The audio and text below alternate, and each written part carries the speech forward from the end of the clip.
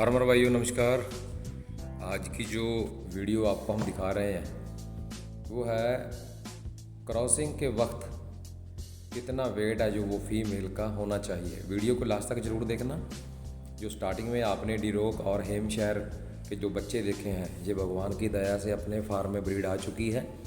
आने वाले समय में इससे अब नई ब्रीडिंग करवाएंगे। फीमेल भी आ चुकी है, 2 बोर भी मेल सान भी आ चुके हैं। तो ये जो क्रॉसिंग हम करवा रहे हैं, ये आप देख रहे हो बेलारूस नस्ल की ये फीमेल है नीचे में, और ऊपर में है हमारा जैक, जो जैक्स का बच्चा है। जो हमें जैक्स की कमी पड़ गई थी वो हमारे लकी बोर की, तो उसी की जगह खाली जगह पूरी करने के लिए ये उतनी लंबाई चौड़ाई ऊंचाई हमारे पास ये बच्चा आ गया है, रेडी किया है। तो हाँ, मैं आपको बताना चाहता हूँ भी क्रॉसिंग के वक्त किन किन सावधानियों का क्या क्या हमें याद रखना है, कितना वेट होना चाहिए फीमेल का, वो हम आपको बता रहे हैं। जो ये फीमेल है, ये फर्स्ट टाइम क्रॉस हो रही है, इसका वेट है 135, 1 क्विंटल 35 किलो इस फीमेल का वेट है। हमने पहले ये क्रॉस नहीं करवाई। और इस मेल बोर का जो हमारा सान है, इसका वेट है 165 kg। और ये देखो पूरी मजबूती से फीमेल इसीलिए नीचे खड़ी है क्योंकि ये मजबूत है, स्ट्रॉन्ग है। और जो अगर हम कम फीमेल जिसका वेट 60-65 किलो है उसको क्रॉस करवाएंगे तो हमें इसका बहुत ही ज़्यादा लॉस ही लॉस होगा। काफ़ी फार्मर, काफ़ी सूझवान लोग ये बोल देते हैं कि फीमेल का वेट 60 किलो हो कोई फ़र्क नहीं पड़ता। बच्चे फीमेल बहुत ज़्यादा मात्रा में देगी, 10 भी दे देती है, 12 भी दे देती है। लेकिन मैं बिल्कुल सहमत हूँ, बच्चे 10-12 दे देगी, लेकिन जब बच्चे 10-12-15 दिन के होंगे और ग्रोथ में स्पीड पकड़ेंगे तो फीमेल दूध कहाँ से पिलाएगी, क्योंकि जितना छोटा बर्तन उतना ही उसमें कम मटेरियल आएगा, जितना बड़ा बर्तन उतना मटेरियल ज़्यादा आएगा, जिसमें ज़्यादा कैपेसिटी होगी और ज़्यादा मात्रा में बंदे लगा लो, चाहे वो एनिमल लगा लो, कुछ भी लगा लो, भरपेट खाएंगे। इसी तरह जब फीमेल छोटी होती है तो दूध पूरा नहीं उतरता, फीमेल कमज़ोर हो जाती है। कई बार तो फार्मरों में ये देखने को आया जी, हमारी फीमेल ब्याने के बाद बैठ ही गई है, खड़ी ही नहीं हो पाई।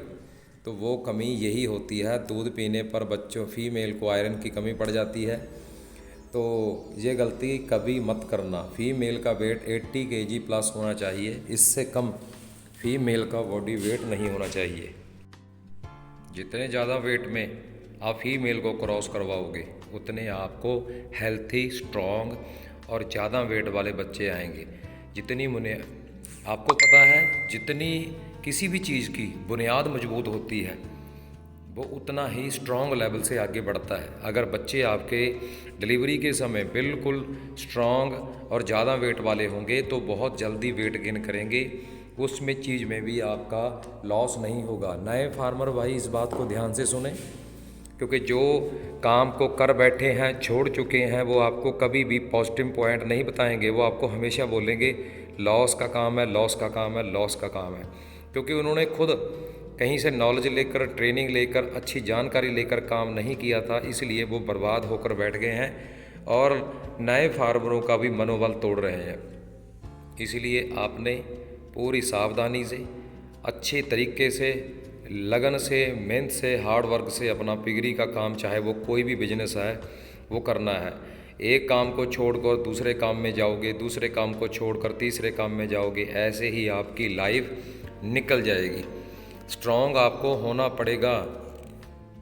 एक छोटी सी कहावत बताता हूँ, बाज होता है जो, कितना स्ट्रॉन्ग पंछी होता है। 40 साल वो आराम से ज़िंदगी व्यतीत कर सकता है, शिकार कर सकता है, लेकिन 40 साल के बाद एक ज़िंदगी का ऐसा डिसीजन होता है जहाँ जाकर उसको ये डिसाइड करना है वो 40 साल बस इसी उम्र में मरना चाहता है या 30 साल और जीना चाहता है। अगर वो मजबूत है तो वो 70 साल की उम्र गुजारता है, बाज की उम्र इतनी है। अगर वो बुज़दिल है, उस बंदे की तरह है जो बोलता है नहीं नहीं नहीं कुछ नहीं हो पाएगा, तो वो 40 साल की उम्र में ही मर जाएगा। तो अपने आप को वो मजबूत इरादे से लेकर कहीं सुनसान पहाड़ों के बीच चला जाता है, जहाँ 150 दिन का उसका एक प्रोसेस है। वो प्रोसेस क्या है मैं आपको बताता हूँ, आपका मनोबल ऊंचा करने के लिए। वो अपनी चोंच को पत्थरों के साथ टकरा टकरा कर बिल्कुल तोड़ देता है, क्योंकि उसकी चोंच इतनी लंबी हो जाती है जो जिससे वो शिकार नहीं कर पाता। उसके जो नाखून हैं वो ऐसे नुकीले नहीं रहते जिससे वो अपने शिकार को पकड़ पाए। उसके जो पंख हैं इतने बेकार हो जाते हैं जिससे वो उड़ान नहीं भर सकता। तो सबसे पहले वो 150 दिन का ये प्रोसेस है जिसमें सबसे पहले वो अपनी चोंच को पत्थर के साथ मार मार के बिल्कुल तोड़ देता है, बिल्कुल जड़ से उखाड़ देता है, जिसमें उसको बड़ी पेन, तकलीफ़, दर्द का सामना करना पड़ता है। और उसके बाद उसकी चोंच इतनी नुकीली दोबारा पैदा होती है जिससे उस चोंच से वो अपने पैरों के पंजों के जो नाखून होते हैं उसके उखाड़ उखाड़ कर फेंक देता है। बड़ा खून बहता है, रक्त बड़ा बहता है, तकलीफ़ बड़ी होती है, लेकिन उसने इरादा कर लिया भी मैं ज़िंदगी 30 साल और जीना चाहता हूँ। उसके बाद उसी चोंच से वो अपने पुराने पंखों को उखाड़ फेंकता है और ये प्रोसेस 150 दिन में पूरा हो जाता है। 150 दिन वो पूरे तकलीफ़ में, दुख में रहता है, अपने आप को कष्ट देता है और उसके बाद वो रेडी हो जाता है एक नई उड़ान, एक नई लाइफ को जीने के लिए, एक बुलंदी में जाने के लिए। और 150 दिन का जो उसने अपने आप को कष्ट दिया था, अब वो 150 दिन का कष्ट उसको 30 साल की ज़िंदगी बख्श देगा।